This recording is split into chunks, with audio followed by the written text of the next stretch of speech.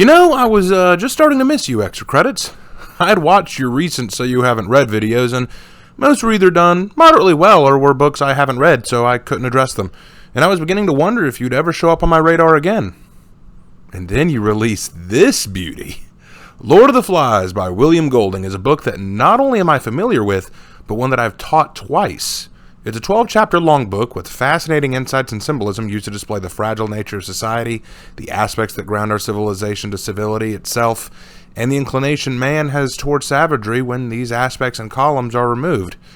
It's been referenced and used as a blueprint for many stories today to discuss similar themes. I really enjoy the book, and if you've been educated in the American public school system, I'll bet you've been exposed to it at some point. I can't see how EC could possibly miss this one, but let's see what they say. Here we go. Literature gives us the opportunity to experience lives, perspectives, and worlds different from our own. Though remember, friend, a good story has many readings, and this is but one. So England is on the verge of nuclear war. But the good news is you're being evacuated from London. But the bad news is your plane has been shot down on an uncharted island. But the good news is you and some of the other passengers survived. But the bad news, there's a monster lurking on your island, and one by one, your fellow survivors succumb to the beast. Now, all of that would be hard enough to deal with as an adult, but now imagine having to face that when you're 12, like Ralph in Lord of the Flies. But I'm guessing based on the face you're making that you've never read it. Well, totally fine. Let's not keep you in the dark. Okay, minor point, very minor point, but I do think it is kind of funny. Doesn't the guy listening to the story look like he's wearing a Nazi uniform? Look, maybe I'm crazy, but that just looks so odd, considering the very colorful and diverse folks he's had, and now he's talking about Lord of the Flies. We have a Nazi sitting across from him. I know it was an artistic choice, but it just looks so funny.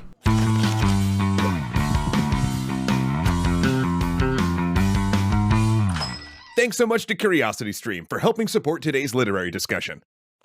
So you haven't read Lord of the Flies by William Golding. Well, you know what that means. We're going to take a deep dive into the story so you can witness some of the darkest parts of the human psyche. Yay! Lord of the Flies has been a standard in literature classes for decades because the novel's terrifying insight into human nature still rings true. And because its symbolism is about as thick as the jungle of the uninhabited island where the story starts. You are Ralph, a 12-year-old boy whose evacuation plane has crashed on a deserted island. No adults survived. Fortunately, though, you encounter another survivor, an intellectual kid with glasses with the unfortunate nickname of Piggy. He shows you he just found a conch shell and knows that you can use it to alert other survivors of your location. Awesome! You blow into it like a horn, and a few of the other surviving boys head your way. Among them is a choir and their bully of a boy boss, Jack. And when it comes time to elect a leader for all of these lost boys, Jack's furious that the others choose you over him. So to placate his anger, you suggest that he leads a hunting party. A role that he relishes maybe a little too much. Dare I say foreshadowing?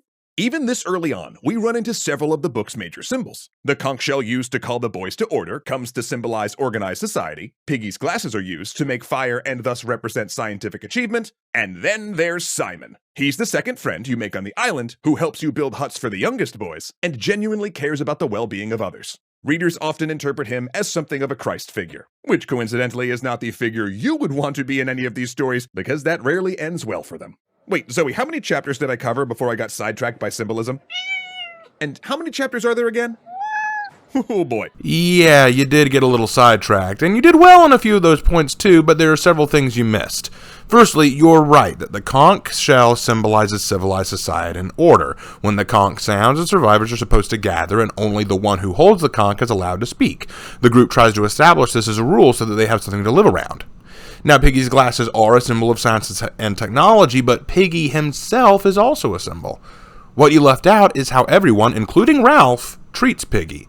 Piggy is made fun of and mocked. Even Ralph finds him annoying, because he's a rule follower, kind of whiny, intrusive. Why? Because Piggy symbolizes adulthood. Piggy is a conformer to rules and order. He wants things to be in their proper place, and when they aren't, he feels unhappy.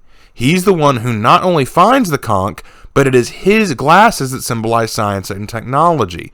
The two products of adult civilization came from Piggy. Even though the boys might dislike Piggy, they do recognize the two important things he provides. But these boys outright dismiss and ridicule the symbol of adulthood because, as Ralph points out happily in Chapter 1, no adults means no rules. Now, as for Jack, he does relish the idea of being a hunter and leading his own band of hunters, but he doesn't take to it right away. We'll come back to that later. That's a different point. Let's keep going. And then there's Simon. Oh, Simon. I'm afraid you are wrong about Simon, but only slightly. He doesn't represent innate good. He represents spirituality and the theological basis of morality. Simon acts like a spiritual guide. It is he who recognizes that the beast is all in their minds, that the beast is just themselves. It's him who actually seeks out the beast and has a conversation with it. In fact, there was a moment redacted from the original manuscript where Simon has a conversation with an unknown entity that is meant to symbolize God. This part was redacted for being too heavy-handed with the themes of the novel. Simon is described by the other boys as weird, different, unusual. And that's the way spiritual leaders have been often treated. He might be something of a Christ-like figure, I suppose, but that would imply he died for their sins, which he doesn't. It's a bit more gruesome than that. But anyway, let's move on. Just wanted to clarify those points, and we'll see more as we go.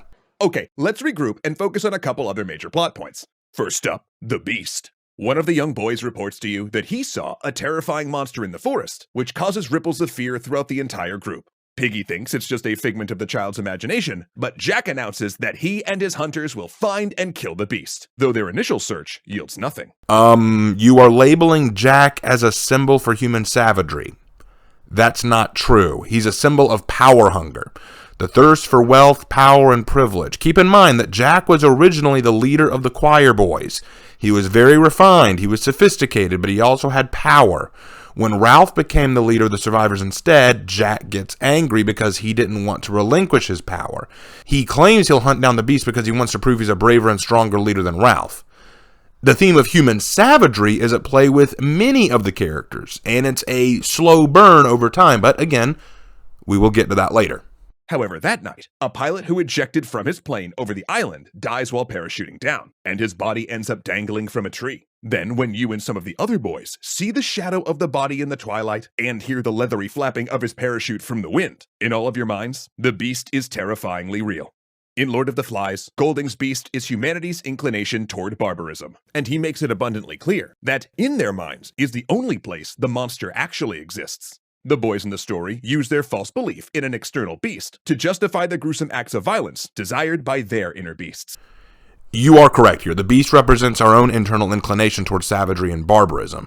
We build civilizations with the purpose of keeping the beast at bay.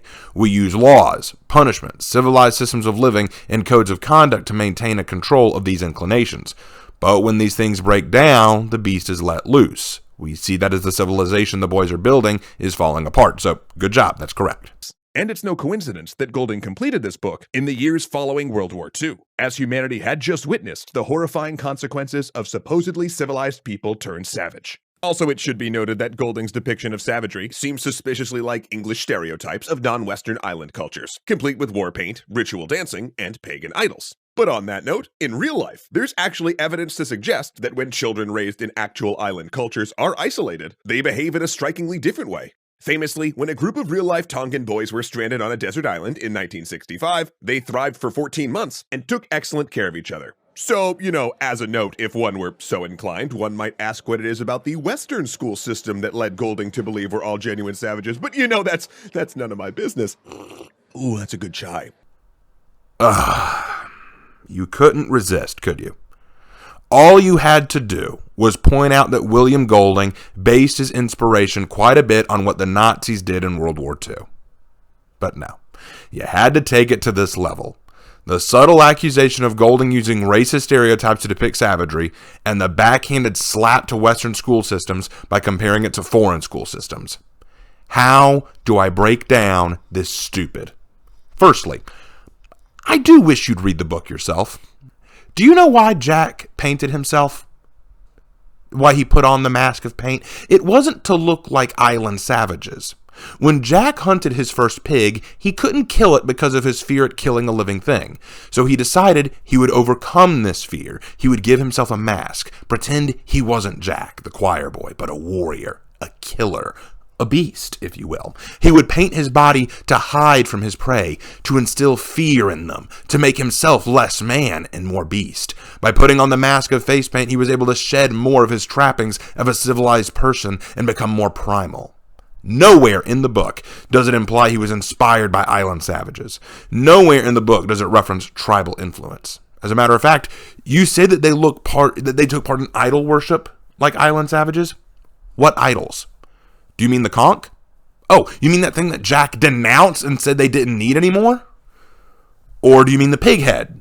The thing that he didn't worship, but offered to the beast, which he thought was a real threat to him, not an idol. You added this from your own interpretation. Read the book as it is, and stop forcing your own opinions on the text.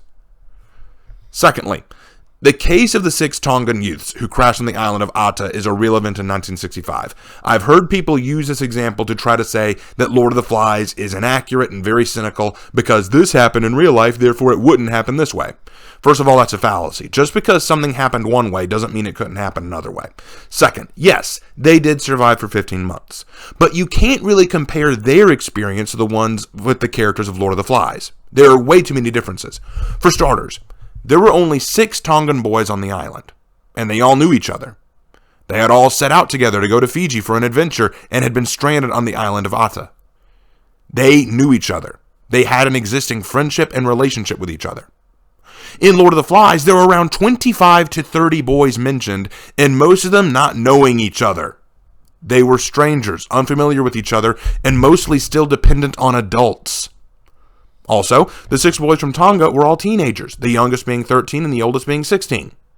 The oldest boy in Lord of the Flies was 12, while the youngest was 6. There's a vast age difference. And, like I said, these children in Lord of the Flies were still dependent on authority figures, whereas these teens had enough independence to steal a boat and ride it out to Fiji on their own.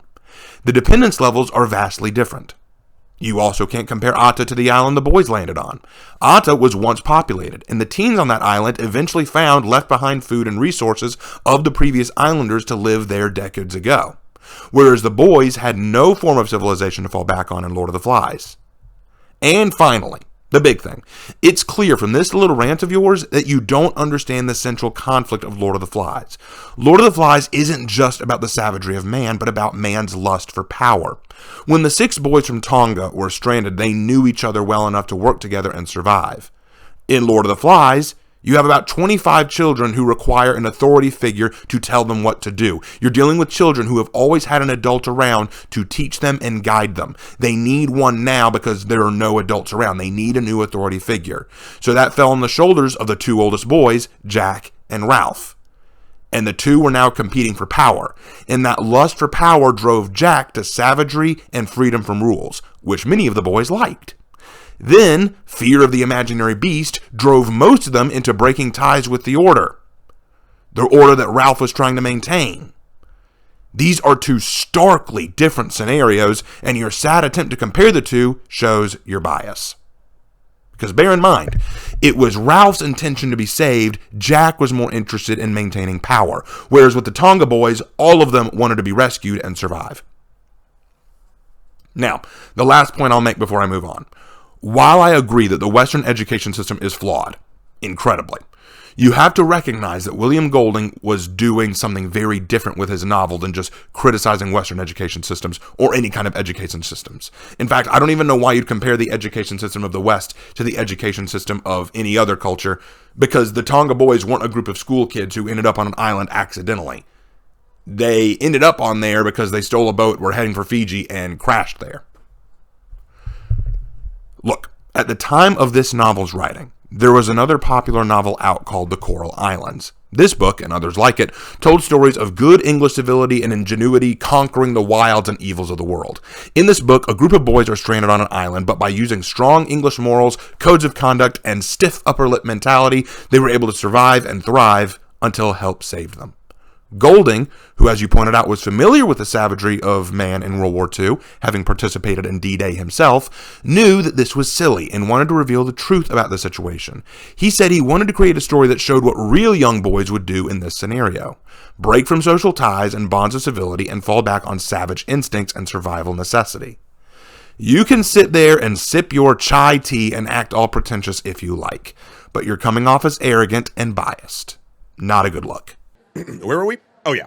As fear of the beast spreads, you watch with growing anxiety as Jack and his hunters break off from your civilization. Also, his followers leave a horrific offering for the beast, a pig's head on a stake, the titular Lord of the Flies. And at their new camp, they perform frenzied dances, reenacting the thrill of the hunt. But it isn't just Jack's followers that get sucked into this hysteria. Every night, more boys sneak off to join Jack's mob, and even you and Piggy eventually get swept up in the excitement, which is when yet another horror occurs. A figure bursts through the brush, and in a frenzy, you all believe it's the beast. So in a state of rage and fear, you all blindly join in killing it. But when the thrill of the moment passes, you're devastated to discover that the beast you slew was actually Simon. As all the boys absorb this new nightmare, the tide comes in and carries his body out to sea. Horrified by the murder, you decide you have to preserve social order, but Jack and his followers are no longer capable of seeing reason. Soon the conflict between you both comes to a head. Jack sends boys to your hut to steal Piggy's glasses, and with no other option, you and Piggy travel to Jack's camp with the conch in hopes of talking some sense into him. Piggy then tries to speak up, but one of Jack's followers pushes a rock onto him, shattering the conch and sending your friend over a cliff to his death. You know, I'm stunned you're not discussing the symbolisms here. So, firstly, the boy who threw the rock was Roger, one of the choir boys who expresses sociopathic and murderous tendencies early on in the novel. We even see foreshadowing him throwing rocks when, while the groups are still together, he sees little kids playing in the water, and he just starts throwing little rocks at them. Not to hit them, but to miss them. As if he's testing the limits of what he can get away with. There are no adults around to stop him. No punishments. Nothing to fear. What if he did hit one? It's like he's slowly starting to give in to his desires to hurt, to harm, to assert dominance. If Jack represents more the desire for power, Roger represents the desire to harm. And there are people out there who want to hurt others. With each rock he throws, he gets a little closer to hitting one. But when the little ones notice what he's doing, he stops, but silently wishes he could have kept testing his limits. So it seems he finally did it with Piggy and killed him. Is that not the ultimate sign of them crossing the line of civility to savagery? With Simon, you could argue they were so wrapped up in the moment they weren't thinking. But here it was planned and done with malice. And the conch shattering, Piggy's death, killing off the adult world and its modern concepts of order and civility, and the destruction of social order and societal expectations, Jack has destroyed these things for his own power. Even Simon's death, it's symbolic. The first casualty of a named character was the one who represented spiritual grounded morality. The first death was the moral foundation of the society. And the second death was the societal structure. And now the only thing left to kill is Ralph himself, the main character, you. That is how civilizations fall, by professing the accepted good as evil, by tearing down the spiritual and moral center. Then you destroy the established system for a new system, or for no system at all. Destroy the conventions that held the old system in place, and then pretend they were never important to begin with. And with nothing else holding back the barbarism, you can now destroy the people who built it up and held it together. This has been the way of empires rising and falling throughout history. It's how the Nazis took power in Germany. It's how Mao Zedong took control of China. Throughout history, nations and empires have fallen through this very method. This would be a great moment to explore that theme and that very symbolic message being portrayed. Why did you skip over this, man? Why did you skip over this? All Jack needs to do now to cement his power is kill you. So he sets the forest on fire to try to smoke you out, while all of his hunters advance. You flee from the young killers as the island is swallowed by flames. And when you finally emerge from the forest to the beach, you run directly into a naval officer who came ashore to inspect the flames. He expresses shock that English boys could behave so despicably. You know, unlike the adults who were engaged in the potential world-ending war, like civilized people. Lord of the Flies offers a terrifying view of humanity, suggesting that all it would take for society to collapse is a crisis, a charismatic strongman, and fear. And it still resonates strongly with many readers today because, well, we do keep seeing that very scenario playing out in real life. And while great literature lets us look through other people's eyes, sometimes it also gives us a chance to look inside ourselves. In a moment of crisis, would we be like the savage Jack or the more civilized Ralph? And if we do choose the Jack path, will there be somebody to save us from our own viciousness? And I know that this is some pretty heavy subject matter, but Lord of the Flies does endure to this day, because at the same time, it's also an exciting visceral read. You know, part boy's adventure, part existential horror story. And good news, you can enjoy this visit to the dark side from the safety of your own well-lit home or, coffee shop when you read it for yourself. Lord of the Flies is the literal translation of the word Beelzebub, which is just another name for the devil. At the heart of this novel is a cold lesson that humanity has at its heart a selfish inclination. It goes back to the spiritual Christian teaching that we are all born sinful. We all desire sin in our lives because sin feels good. We want power. We want privilege. We want material things. The society we build, though, the civilization that we construct, stands on the edge of a knife. Civilization was built to hold back this inclination, to help keep it in check. But as you said, to destroy this civilization, all that you need is a disaster, some power-hungry individuals, and a lot of fear-mongering. Have we not seen that play out throughout history? Isn't that exactly what the Nazis did? Isn't that exactly how the Nazis rose in power?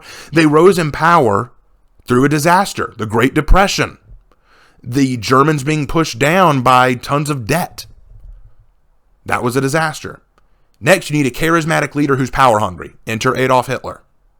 Then what does he do? He then points to the Jews and the others and says that these people are wrong and evil and hateful. We need to tear them down.